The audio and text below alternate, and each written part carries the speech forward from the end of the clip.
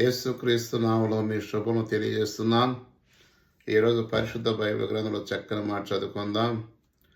Mark సువార్త 11 అధ్యాయము 24 వచ్చిన అంటాడు, నా నామమున మీరు ఏది అడిగిరో అది మీరు పొందేవని నమ్మవని అంటాడు. మనం అనేక సార్లు ప్రార్థన చేస్తాము, కానీ దాన్ని పొందినట్టుగా మనము అంగీకరించలేము. దేవుడు ఇస్తాడా లేదా అని అనుమానం ఉంటుంది.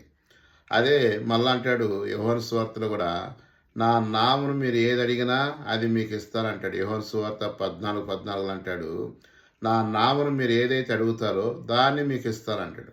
అంటే ఏదైనా సరే మన అవసరతలన్నీ కూడా ప్రభు అయిన యేసుక్రీస్తులో మనకు తీర్చబడతాయి. అయితే మనం ఏం చేయాలంటే ఆయన యందు నిలిచి ఉండి, ఆయన మన దేవుడనియు, ఆయన మన రక్షకుడనియు, మన కొరకు శిలువలో ప్రాణం పెట్టడం మనం నమ్మిన ఎడల ఆయన ప్రతి కార్యం కూడా చేయడానికి ఇష్టపడుతున్నాడు.